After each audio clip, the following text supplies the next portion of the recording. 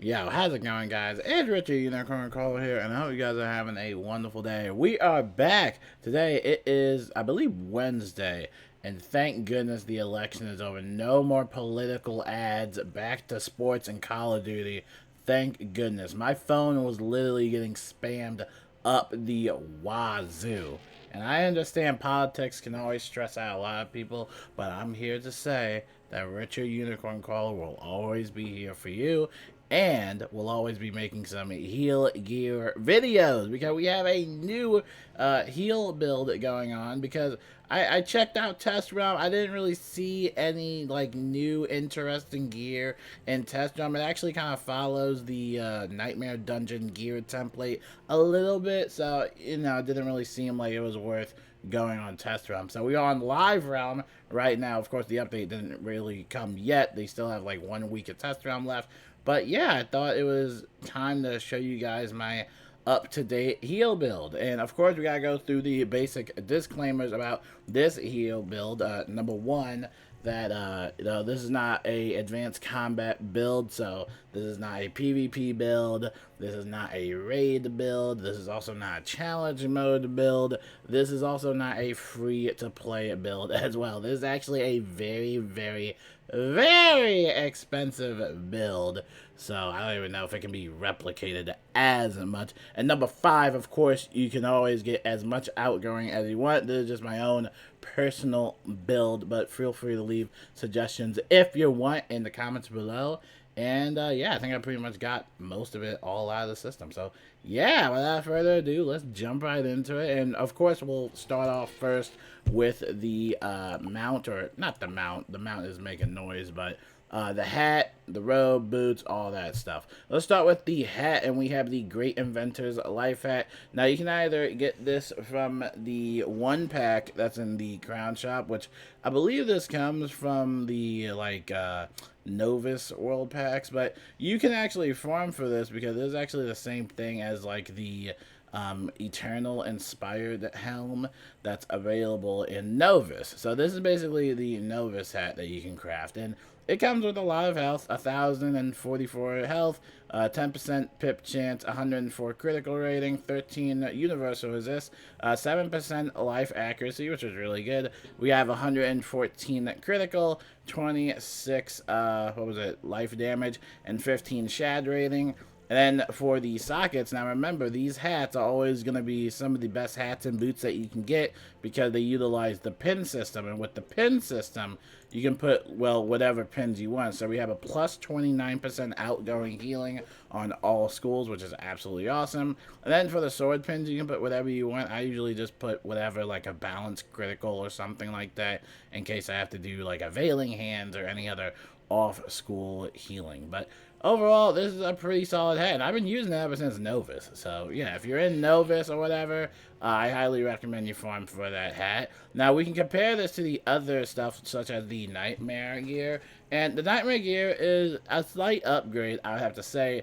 But remember that if you do go with this route, you are going to lose out on resist. Now, this is the Bold Dream Reaver hood. It comes with more health, more pip chance, and actually less life accuracy. You're getting some pierce, which is always nice. You're getting more critical and more life damage. And you're actually getting a 10% resist. So that's a 3% deficit for your resist. And it might depend on your playstyle, but for me personally, I just wouldn't sacrifice a whole lot of resist just for a little bit of health. It is still nice to have as gear pieces, in case you do want it as a life wizard. It's still nice to have, but I don't think it's really worth the risk of like farming too much. And remember, like I said, we have that new world, Selenopolis, not really a world, but an add-on to Krakatopia, and it will have similar gear templates to this. So you probably don't even have to farm the Nightmare Dungeon at all. You probably can just do Selenopolis and grind. Over here we have the Stalker Hood, which is pretty much similar in stats. You're going to get an increase of health and a little bit more critical block, and of course you're going to get more resist by 1. So your resist would increase by 1. However, you'll notice that it actually does not have any critical rating, which, again, one of those things that I'm not willing to compromise for this gear build. So, again, it might depend on your preference. Of course, you'd probably go with other hats, but Personally, for me, I just like this hat particular just because I'm getting resist, I'm getting some critical, you know, it just feels like there's a balance. And now we have our first paid item, which again, I said this is not like a free-to-play build. This is a very expensive build. We got the Falconine Armor of Horus, and this comes from the Krakatopia River Palace bundle that was recently released, which is pretty awesome. It's basically $39 at GameStop. Of course, GameStop is a US-based thing. You know, if you live outside the US, you can't get it. But this is basically kind of like a spooky carnival upgrade, which is pretty nice. And I actually compare the two right now. So the Falconine Armor of Horus, it has a big health increase from the Spooky Carnival. This is 1,711 health. You get 9% pip chance, which is really nice. You get 6% universal resist, so a slight resist, not resist, but 6% accuracy change. So just -1 accuracy, which isn't too much. 161 critical block, which is always nice. And check this out. I think this is probably one of the biggest stats ever. But you get 82 critical rating with this. Now, comparing that to the Spooky Carnival suit, the Spooky Carnival suit does not offer any critical stats whatsoever. This is one of the very first, I guess, critical robes we've seen that has outgoing and kind of like tanky-like stats, in a sense. It also comes with 21 resist, so same thing with Spooky Carnival. And it also comes with even more outgoing, which is a 25% outgoing, 5% pierce, and then it also gives you the Celestial Intervention spell card, which is basically the bottom path, I believe max tier. It will place an Absorb Shield on an ally. And of course, the Spooky Carnival robe will have the Kiss of Death spell, which is a really good heal. So you kind of have to decide on mainly the spell cards. I think what throws off a lot of people. It might not be worth the investment, but personally for me, I just don't really use Kiss of Death as much. I feel like I'm already using other burst heals. Now this is still a good card to have, but unfortunately it's not for the new robe. But overall though, I say it's definitely pretty awesome to have. I'd say it's definitely an upgrade. So yeah, definitely make sure you check that robe out. If you want, you can keep the Spooky Carnival suit if you want. But yeah, it just depends on your playstyle. If you don't care for a Celestial Intervention, you don't have to cast it. Might be good if you're doing like low-level PvE or something like that, you know. And then we have the boots, which is something you can farm for. These are the Eternal Inspired boots.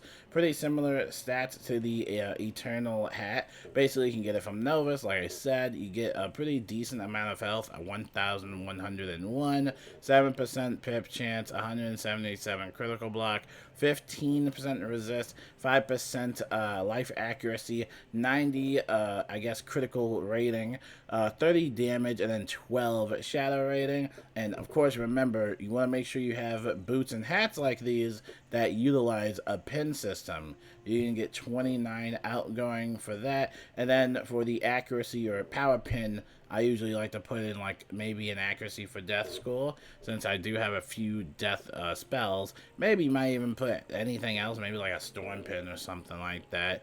You also got critical pins, which you can put in if you want, or damage pins, whatever you want. Honestly, for the pins, the only thing I recommend is just the shield pins. The shield pins will basically utilize resist and outgoing, so I recommend putting an outgoing on that. But for the power pins and then the sword pins, that's all up to you to figure out.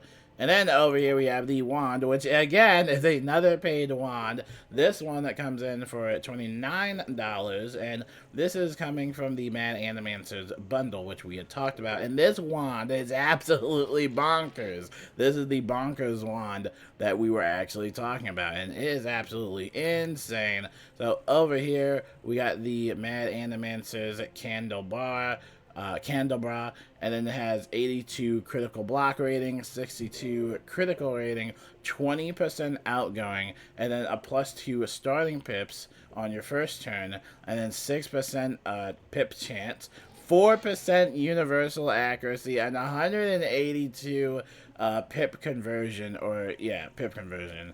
Not pip, yeah, pip conversion, yeah. So yeah, this wand is all over the place, and you also get a square socket, which I put a plus 8% on it, which is really nice. And it also comes with some pretty nice spell cards as well. We got regenerate in the bottom path, which is basically gonna add on 2 heal overtimes on a target. Then we also have minor blessing as well. These are 2 item cards that you can have in your deck. So yeah, this wand, I've tried it out multiple times, and it's actually really fun to have. And compared to all the other healing wands, of course, still the top contender would be the one that I don't think I have it equipped right now. I think I put it in my bank somewhere. But we talked about that one that was from like the other bundle, and it had a slightly more outgoing. But this was one of those things where I think it's definitely worth like the -1 or -2 loss of outgoing, because the amount of stats on this thing is crazy. I think the best thing about it is the pip chance. I think that has to be my favorite thing about it. So definitely would recommend this wand. It's really good. But of course, you can go for other wands if you don't want to spend too much money. And then we got the Athame, and of course, we're going back to the Dark Woman's Dagger. If you guys don't know or just need a little brief history lesson, this Athame does not actually drop anymore. The name of it, the Dark Woman's Dagger, is still in the game. However, this exact one does not exist in the game, because remember, they did a little gear audit, and then they kind of rearranged some of the gear drops and stuff like that. So now only a select few people actually have this Athame, right? Luckily, I think I have like 2 or 3 in my spare vault. But yeah, this is a really good Athame, and we don't really see any Athames like this anymore. Of course, you can go with the Cosmic Chris and the Wolf Emerald's Talons and stuff like that, but we don't really see anything unique like this anymore in the game. It's kind of like they kind of went off, the rails with it. But this is a really, and still to this day, I've been using this for like 10 plus years. Still one of my favorite Athames to use for healing. And you'll see it's at level 99 because, again, low level. But you're going to get 370 max health, 210 max mana, 16% pip chance, 17 critical block rating, 17 life damage, and then 20% outgoing. And then you have a little tier jewel, and then you have 2 circle sockets, and then you have a triangle socket as well. So for the, what was it? The tier jewel, I just put something like a moon shield, just because I think that might become, useful to cast on someone. Moon shield you can get from crafting it or getting it as a drop in Wallaroo, but basically it's like a tri-shield in a sense, so it might be good for setting up a gambit. And then for the triangle socket, we have the Rebirth item card, which is really good. And this is a 7 pip rebirth, so that might be good as a little alternative burst heal for you. And honestly, you don't have to put item cards in your triangle socket. Of course, you can put more accuracy if you want, or even more pip chance, or whatever your heart desires. But with this exact build, I will not need a pip jewel, and we'll talk to that in a minute. But yeah, I like the Rebirth, and that's pretty nice. You can put whatever you want for it. And then, of course, for your circle sockets, for any Athame that you use, of course, I highly recommend the Outgoing, which is the plus 8%, which are very, very, very difficult to actually get. You can farm for it, but it takes ages to get them. You can get them in the Crying Sky raid. Of course, if you don't like raiding, the other alternative is that you would farm for it regularly from certain bosses, but that takes so long. I don't know what they did to the drop rates, but it just takes forever. Now, there is a boss, though, in Test Realm in Selenopolis that I saw during the storyline quest that does have a chance of dropping this. I think I have a picture of it somewhere, but that might be an alternative farming route to get the plus 8%. I honestly wish that they would add a recipe to craft the 8% circle jewels. At least, yeah, I wish they would have a recipe for that. But yeah, definitely highly recommend that. So over here for the amulet, we have the Lively Nightmare amulet. A little throwback here. Of course, you can, well, yeah, it's a crown item. You can just farm the Nightmare Gauntlet, or you can buy a bunch of packs. I recommend farming the Gauntlet, just so you can craft it. But this is a pretty amazing amulet to have. You have a plus 672 max health, a plus 10% resist, 180 life pip conversion, 62 critical block rating, and then you also get 2 square sockets, which I put 2 plus 8% on there. And then it also comes with 2 item cards. It comes with the brace, which is pretty cool. Oop, let me just pull it up real quick. Comes with the brace. It's a minus 20% to incoming spells for 4 rounds. That might come in handy. And then you also have Amulet, which is also pretty interesting as well. I don't know if you really need to cast Amulet, but I think it's still a good contender. Of course, there are many alternatives to this. You can do the Jewel of the Virtuous Soul if you just want to get completely cracked out with all of the healing. I wouldn't recommend this jewel or amulet, though, just because it has no resist whatsoever. It does have a nice 2% outgoing substat, but I don't think it would be worth it. There's honestly a lot of amulets you can use, especially the Vibrant Archival Ample, which is also a really good contender, but it has a triangle socket. So again, there's a lot of ways you can kind of rearrange your deck and stuff like that. Not your deck, but just overall your build. I would highly recommend the 10% resist amulets just because that is a big resist boost. So definitely make sure you try to farm for those. But you can get all these from using someone's gauntlets. You don't have to specifically buy it. You can just farm the gauntlet from someone and then just, you know, try and get enough reagents to craft it. But still, man, it's really good. And then we got the rings. Of course, you guys know how this is. We do this every time. Stone of the Other Side. Okay, I've been using this ring again for 10 plus years. One of my favorite rings in the game. Of course, it comes with some low health and, you know, everything else because this is a level 78 gear that you can get from Avalon. It also comes with 12% inactivity? What? I gotta log back in again. I can't believe it just did that to me.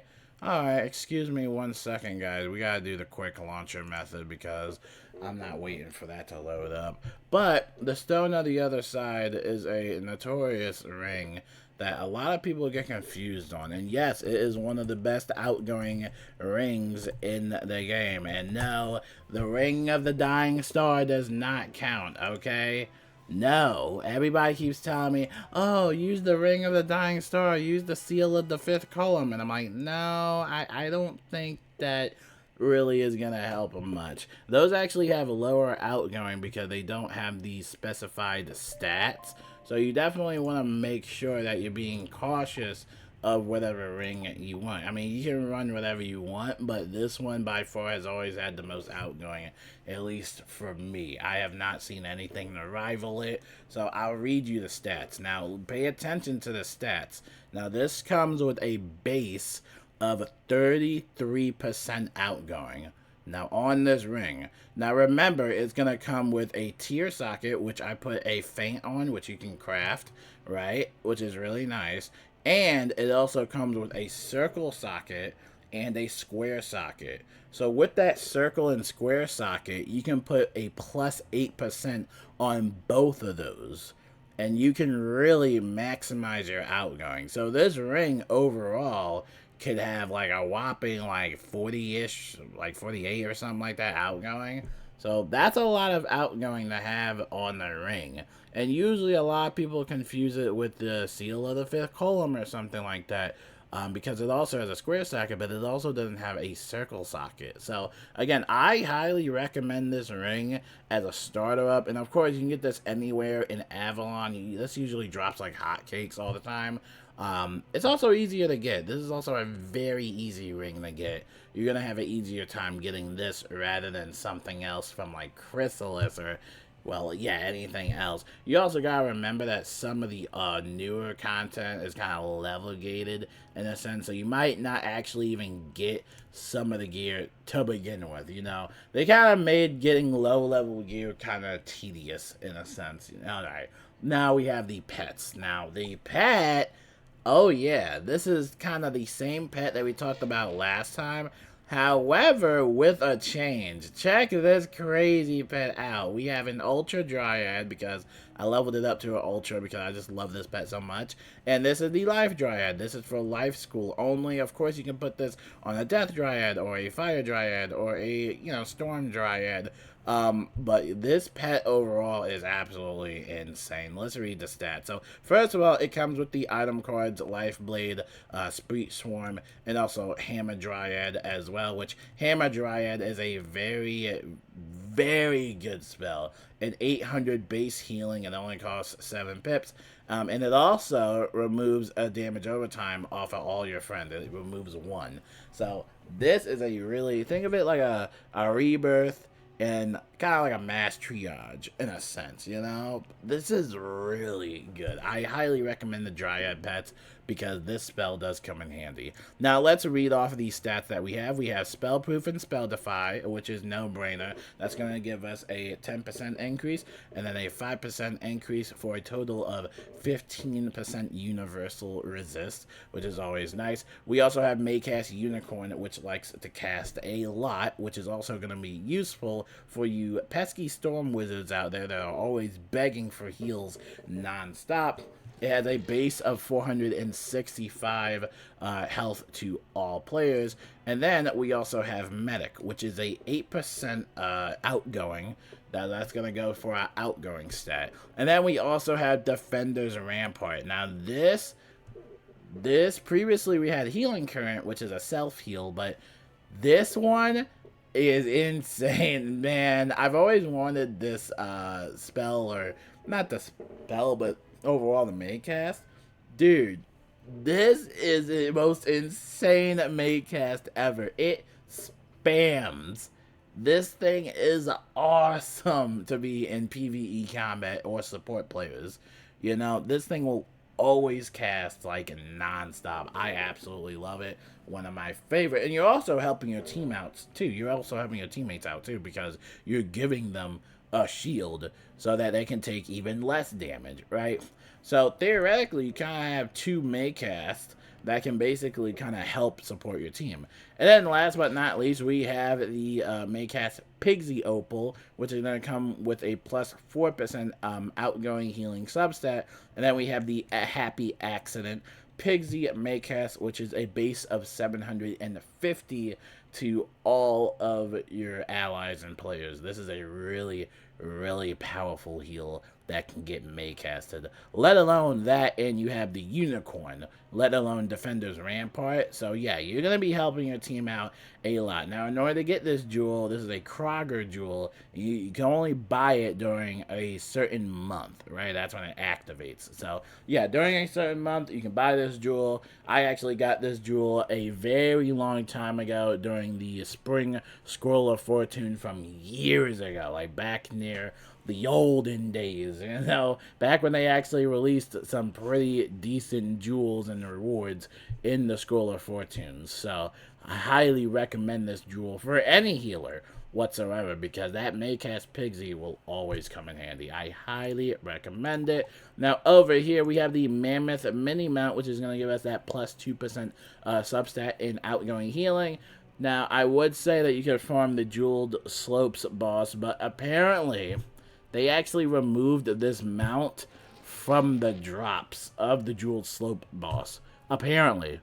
So you can't even get this dropped anymore. You have to, unfortunately, buy the Crown Shop. And, yeah, you have to buy it in the Crown Shop.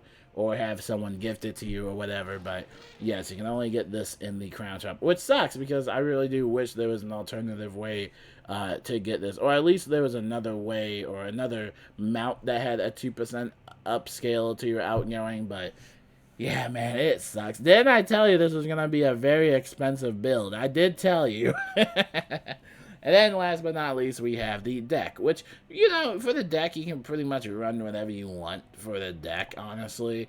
It depends on your playstyle, but decided to go with something new. We have the Spring Palace Tome. That's right. Say goodbye to Tatiana's deck. Not to say that Tatiana's deck is bad or anything, but it's a very outdated deck. Where is it, actually? I cannot find it. Over here.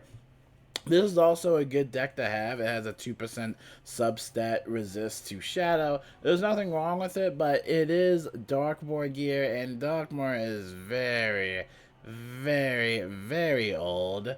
Not to say that it's a bad deck or anything. It also comes with more copies that you can have for your spells.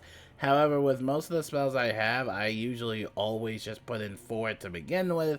So, yeah, I wanted to go with something that's a little bit more in tune to my level 170 gear a little bit. But the max spells that this deck can hold is 64, as always. Max copies for off-school stuff is at 4, and then the max life copies that you can have is up to 6. Your sideboard is 36. And then for the stats, and this deck is bonkers. This deck has everything besides health. You have a plus 62% rating to Arc Mastery, which is going to be great to cast some of those spells that have a life pip.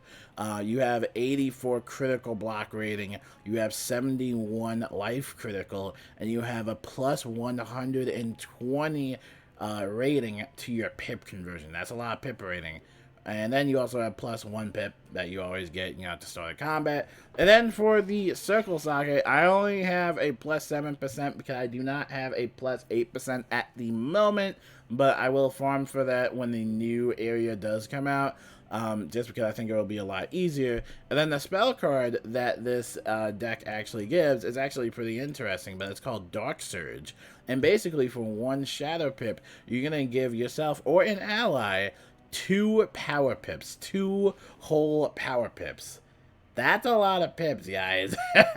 That is a lot. This is a very versatile support spell that you can learn from Velma in the Arcanum. I actually highly recommend you guys check this spell out because especially if you do not use any of your shadow pips to begin with, this will definitely come in handy. And remember, we actually have a little bit of shad rating on some of our gear. Not the robe, sadly, for the Falcon 9 armor. This had no shad rating, but you get shad rating from your hat and then your boots. And you can also put a shad rating opal on your Athame if you wanted to, or any other triangle sockets that you have open. So there's definitely a lot of versatility when it comes with this gear. Honestly, I might put a Shadow Opal on the triangle socket if I feel like it, but overall, this is a pretty nice deck to have, and again, you can run whatever deck you want. There's a lot of good decks out there for healing. You just want to make sure that you have a square or circle socket deck, just so you can put on that outgoing jewel, so that's going to really help you out as much as possible. So now, let's look at the drum roll overall stats. And stats, like I said, always subjective whenever it comes to these heal builds. I see comments of people that reach like 300 outgoing. I'm like, that's awesome, dude. Like, good job. Like 240 outgoing. Like, that's good, man. As much outgoing as possible, as long as you're helping out the team, that's all that matters. So, our total health is at 10,720. Kind of low, but I haven't really noticed myself die a lot at all. So I think I'm pretty much set. We have 536 overall mana. Our damage is at 73 for life, and then for balance, you can do whatever you want for those little sword pins that we talked about. Over here, our resistance is set for 74 universal resistance. That's pretty decent resist, over here for the accuracy, we have 10% universal accuracy. You can put a plus 5% or 6% depending on what power pin you want. And then for the life accuracy, it's set for 22, which most of the life spells don't really take. Life spells in general do not take that much accuracy. I think most of the time they're at least the 80% range. So you only need about like 20% in order to like not really completely fizzle. If you do want more life accuracy, though, remember you have that triangle socket that you can use for whatever reason. So if you want even more life accuracy, you can put a plus 16% on there to make sure that you never fizzle ever again, right? So definitely a lot of variety that you can do. For the critical rating, this is awesome. It's 144 universal, but for life, it's set for 419, which is really solid, and probably more of the reason why I wouldn't really convert to some of these other gear sets in general. Just because we would be losing out on a little bit of outgoing or a little bit of another stat that I would not be willing to sacrifice. So 419 is a very, very good spot for me. The block rating is set for 702, which is absolutely insane. We have 5% universal pierce. Pierce doesn't really matter as much. We have no stun resist because why, KI, do we not have any stun resist? We really need stun resist gear, man.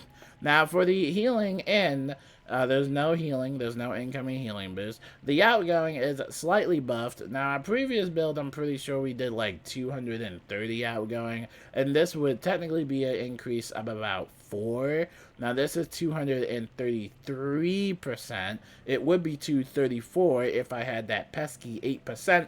But, you know, it's a slight increase from our already cracked out build from I don't know how many years ago. And like I said, you can definitely get up to like 240 outgoing, probably even 250 outgoing. But I just don't think that you need that much outgoing. If you're up to like 200 outgoing, that's already awesome in a sense. But yeah, this is pretty awesome. I might even make a different build, kind of like lowering the outgoing even a little bit more, just to have a little bit more variety or utility with the gear. Like I said, you can do whatever you want for your build. And then check this out. The pip conversion we have is 182 universal and then 884 for life. That's a total pip conversion of about 73%, which is absolutely awesome. And then our power pip rating is at 100% on the dot. And that is why I love this build so much. It is literally on the dot. You do not need a pip jewel. It's just there, 100%. You will never get a white pip until it's only the first round of the match. That's the only time you'll see that white pip. The rest, it's just 100%. Flat out. I absolutely love this build. Our Shadow Pip rating is at 112, and then our Arc Mastery rating is at 198 overall percent. Pretty good if you ask me. This is a pretty solid build, guys. And like I said, there's always room for improvement. But right now, I've been having fun with it. Now let's talk a little bit about the spell decks, right? And the spells are going to be subjective. Now remember, in the new area that we're getting, or at least in the new update, you will actually be able to participate in magic weaving, which is basically, in a sense, a dual schooling method of, you know, choosing whatever schools you want. You know, for me, I'm going to be a life wizard weaving into the storm category, so I will be getting energy blade as a spell and some other little fancy spell fusion spells. But yeah, I'll probably weave into storm. It's not really much of a difference. I just usually see myself playing with a lot of storm wizards, so that energy blade spell card might help out a lot. But overall, when it comes to spells, it really does depend on your playstyle preference. Remember, we have spellments in the game, and spellments are really subjective to your own playstyle. So for example, you have Pigsy, and you have the main initial burst of Pigsy, which we have for our Maycast pet as well. And, you know, you can put an X amount of copies of Pigsy whenever you want. Now, remember that the top path is usually always banned, since they did ban all the burst heals. This means that you won't be able to use it in advanced content, such as raids or PvP or even challenge mode. So do keep that in mind whenever you see that little, you know, sword with the X over it. Just means you can't use it in the advanced content. Now, the bottom path is a little bit more versatile. Of course, you can use it in advanced content,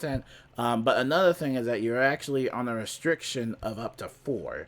So you can only use 4 Pigsies if you did it in the bottom path. And the bottom path is pretty decent. It gives all of your allies a 2 heal overtimes, and it's a big heal overtime, right? I actually really like the bottom path of Pigsy a lot, just because I feel like I'm never in a situation where I have to spam it over and over and over again. You know, I feel like the heal overtimes definitely do the job, right? Of course, that might depend if you're on someone that has a heal overtime counter, in which case, if they did, that might definitely mess with you a little bit. But overall, again, you can either go bottom path, or you can either go the top path, or you can just go no path. You don't even have to farm spellments at all. You can just use the main base of the spell, and you can have fun. Same thing with Spree Swarm. Again, it is all subjective to your own play style. Remember, top path is banned, but you can do bottom. Bottom is pretty interesting. You can clear up to 2 traps off of someone, and it will instead replace them with a incoming healing aura, which is pretty nice. So again, depends on your play style and what you want to do. I think another one would have to be Regenerate and Rebirth. With Regenerate, again, kind of similar to Pigsy. You can either do top path, which is like, you know, advanced content, man. If you're someone that doesn't care about advanced content or even know what advanced content even is, then you honestly do not have to worry about this like last part of the video, just because this is just talking about your spell mints and stuff like that. It's really subjective. I only do the bottom path just because I am someone that does do a lot of the challenge mode content in this game with my friends. And I definitely do want that challenge mode gear set as well. That does look really nice. So that's the only reason I would usually do that. Remember, you can reset your spellments whenever you want. It only takes 2,000 gold pieces. So, you know, you don't have to worry too much. There's a lot of flexibility with it, you know. I usually just do the bottom path because I do advanced content. You do not have to do that, alright? You can definitely just call it a day and use the top path. And you don't have to worry about all this other stuff. Rebirth in the bottom path. At first, I didn't like Rebirth in the bottom path because you couldn't enchant it, and I was really getting criticals with it. But now that they kind of semi-fixed it, you can actually enchant it now, and I'm getting more criticals with it because I actually have some critical gear now. So, yeah, and it can add up to 3 heal overtimes on a target, depending on who you select, but it can also remove up to 7 traps off of an ally, and that will basically add a plus 15 blade on them. So, yeah, this is also a very fun spell to use. I highly encourage you guys to check out the bottom path, and if you don't like it, definitely just go back to the top and just call it a day. But like I said, I do advanced content from time to time, and I've been loving it so far. It's been really fun. Let's talk about the deck setup on what you want for your deck. Of course, you always want Primordial and Radical. These are going to increase your healing spells by a little bit. You always want to have that. Also, Pigsy. Of course, if you don't have Pigsy, go farm for it. Maybe a fairy here or two. You know, maybe a unicorn, because I am Richard Unicorn Caller. Now, always as a healer or support player, carry reshuffle. Okay, I have to make a video about reshuffle later on in the day, but please carry a main deck reshuffle, or if you do not have main deck reshuffle, make sure to have it as a treasure card. If you don't have it as a treasure card, make sure to get it as a jewel. If you don't have it as a jewel, then you have issues, okay? Every time I do a battle, the Storm Wizard only carries 1 attack spell. And when that 1 attack spell doesn't one-shot the boss, they're scrambling like, oh, does anybody have a reshuffle? Does anybody have a reshuffle? I totally forgot to pack a reshuffle. Now, quite frankly, everybody in the game should carry at least 1 reshuffle in their side deck, for the worst case scenario that they don't one-shot. But a lot of people in this game are brainwashed, or they're brainwashed to the point of having such a very minuscule small deck that the reshuffle doesn't come into play. We're so used to blading up or casting an aura and then just one-shotting, and then we end up with no spells, and it's like, well, what does everybody do? You know, then you have to flee and come back, and nobody ever wants to flee and come back. It's a waste of time. Right? So please, please, please, please, please carry a reshuffle. If you don't want to use the training point for it, and if you literally don't want to put it in your main deck, literally just buy 1 treasure card. It's literally at the Wizard City Library. The Wizard City Library is available for all players. Literally. It's a little expensive. It costs like 1,000 like gold or 2,000, I think. But overall, please just carry at least one. Just one. You don't have to carry like a million. I usually only carry four because that's usually how many reshuffles I'm using on people because nobody has a full deck. And another note that if you are someone that is healing, stack your deck. Okay, enough with the small decks. If you want to give someone blades, that's what the TC side deck is for. Okay, that's what this is for. Okay, so discard a few heals and start plucking, and then you'll get some blades. Okay? Alright, now, and you can have main deck blades as well, and main deck feints, and all that stuff, but again, if you run out of spells, and you don't have reshuffles, then you can't heal. That might just be a playstyle preference for me, personally. Just please carry a reshuffle. Okay? Please. Please. You'll see a lot of deck failing from time to time. But if you play your cards right, you know, you should be fine. Like I said, you can put whatever you want for the deck. As long as you're healing and supporting the team, don't just sit there and spam like unicorn every round. Then you're not helping. That's what the TC side deck is for. Alright, give somebody a blade. Give somebody a shield maybe. Give somebody a reshuffle. And like actually contribute to the game. Right? I've seen so many people just spam heal for no reason. Like, oh, I'm going to heal every round. Heal every round. Like, that's not going to help anyone. That's just going to make the game even last longer. And then you're going to be in a situation where you do run out of pips. Right? So, again, you really want to be cautious when you are healing people. I've seen a lot of bad healing people. A lot of bad ones. And it really irks me, too. It irks me, man.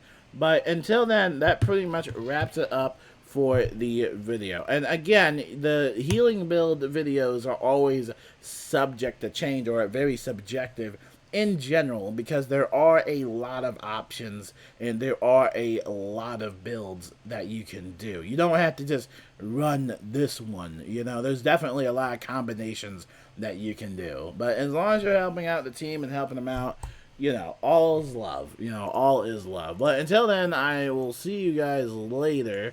And let me know if you have any questions or tips or tricks that you need. And I can definitely help you in the comments below. But until then, I will see you guys later. I'm going to go help some people out in team-ups for a little bit. And, yeah, I'll talk to you guys later. Peace out.